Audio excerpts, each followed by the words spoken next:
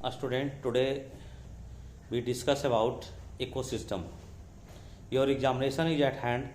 So students, for quick revision, today's our planning is for ecosystem. Ecosystem is the small geographical area where living and non-living things live together and both are beneficial for each other. Living organism means living things means जो reproduction कर सकता हो, which can reproduce. खैर आज मैं reproduction की तरफ नहीं जाऊंगा क्योंकि मुझे इकोसिस्टम की तरफ जाना है. Okay, non living things means light, air, water, mineral. These are the non living things. Living things and non living things both are beneficial for each other, both are dependent on each other. Second thing, जब हम ecosystem का बात करेंगे तो उसके कुछ examples भी होने चाहिए. जैसे क्या होता है, इकोसिस्टम दो तरह का होता है, नेचुरल इकोसिस्टम, दूसरा आर्टिफिशियल इकोसिस्टम. नेचर में जो इकोसिस्टम पाया जाता है उसे बोलते हैं नेचुरल इकोसिस्टम. जैसे डिजर्ट इकोसिस्टम, जो अपने घर में हम लोग बना लेंगे या आसपास में बना लेंगे. जैसे घर के अंदर एक्वेरियम रखा हुआ, उसके अंदर मछली है, एक्वेरियम के अंदर मछली रखते हैं, that is the man made ecosystem. इन सबों का अलग अलग टाइप है. पानी वाले जीव जंतु के लिए अगर इकोसिस्टम बनाया आपने तो उसे बोलते हैं क्या, एक्वाटिक इकोसिस्टम. जमीन पे कोई इकोसिस्टम काम कर रहा है, that is the terrestrial ecosystem. In our ecosystem, decomposers have great role because decomposers decomposes the dead plant and animal into a small pieces, that is into mineral. Dead plant और animal को decomposer क्या करते हैं, bacteria क्या करता है, उसे decompose कर देता है छोटे छोटे पार्टिकल में. And due to this they are mixed with earth crust. वो डिकम्पोज होकर के मिल जाते हैं.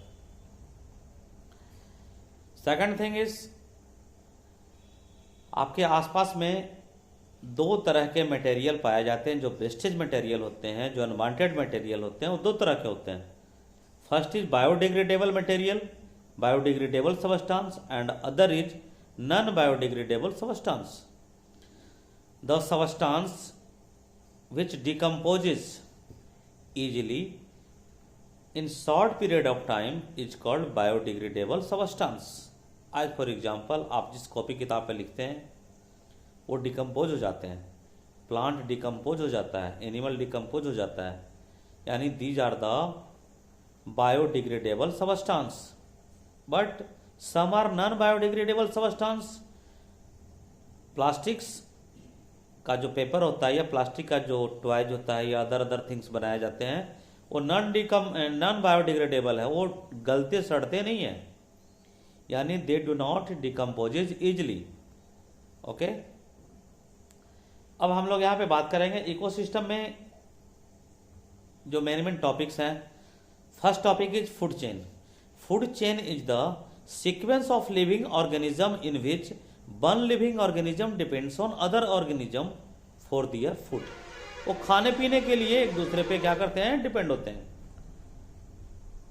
ओके, एग्जाम्पल सपोज आपने देखा होगा, ग्रास को कौन खा रहा है, तो ग्रास हॉपर. ग्रास हॉपर को फ्रॉग, फ्रॉग को स्नेक, स्नेक को हवा खा रहा है या ईगल खा रहा है.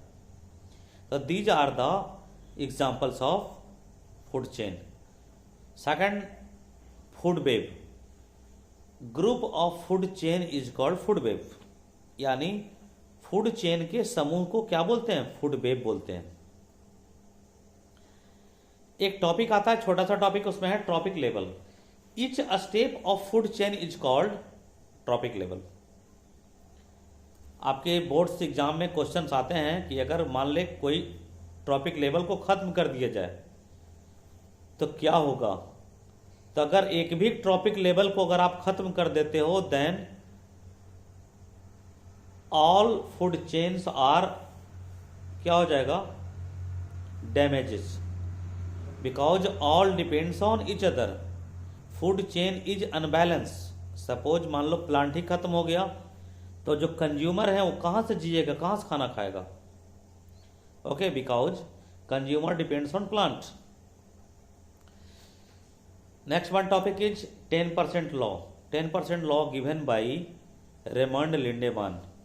According to Raymond Lindemann, plant converted 1% solar energy into its chemical energy, 1%, and then it moved in next trophic level 10%. So 10% law कहता है क्या कि एक ट्रॉपिक लेवल से दूसरे ट्रॉपिक लेवल में अगर कोई कंजम्पशन हुआ मटेरियल का तो 10% ही एनर्जी का क्या होता है, यूज होता है। सपोज मैं कोई फ्रूट लिया, उसमें 100 जूल एनर्जी है, तो मेरे पास मात्र 10 जूल एनर्जी ही कंज्यूम होगा। बाकी 90% जो जूल है, जो 90 जूल एनर्जी है, वो क्या होगा, खत्म हो जाएगा। इसी तरीके से नेक्स्ट टॉपिक बायोलॉजिकल मैग्निफिकेशन, उसी का दूसरा नाम है बायो मैग्निफिकेशन। बायोलॉजिकल मैग्निफिकेशन क्या होता है, ऐसे जो ट्रॉपिक लेवल होते हैं, कंज्यूमर, सेकंड कंज्यूमर या टर्सरी कंज्यूमर जो होते हैं, अगर आप कोई टॉक्सिक सब्सटेंस खा रहे हो, सपोज आपने समुद्री मछली को खाया, तो समुद्री मछली भी किसी को खाया होगा, कीड़े मकोड़े को खाया होगा, तो उसके अंदर जो टॉक्सिक सब्सटेंस का एक्युमुलेशन हुआ, यानी बायोलॉजिकल मैग्निफिकेशन है क्या, तो transfer of toxic substances from one trophic level to another trophic level, that is called biological magnification या बायो मैग्निफिकेशन। जो टॉक्सिक सब्सटेंसेस है वो क्या होता है, दूसरे ट्रॉपिक लेवल में पहुंच जाता है, that is known as biological magnification या bio magnification. Next one topic is in your ecosystem is ozone.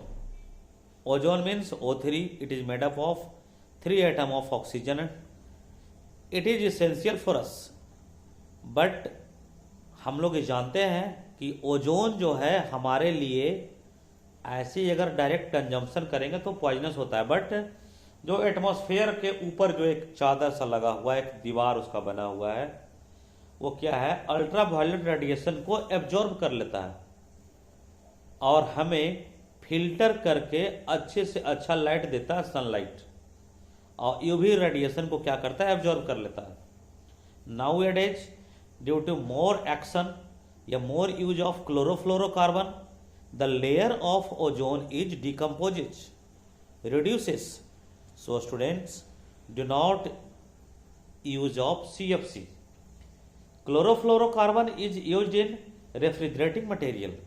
जो ठंडा करने के लिए जो मशीनरी बनाए जा रहे हैं उसमें CFC का यूज होता है। That is harmful for our ozone layer because ozone is protective layer of our ecosystem. If UV ray comes on earth then we are sufferer from skin cancer. हम लोग को कौन सा कैंसर हो सकता है? Skin cancer. कहीं कहीं तो ऐसे भयावह स्थिति आने लगे हैं students. So your this topic is completed in one short video. Remember and see again next video for heredity. Thank you.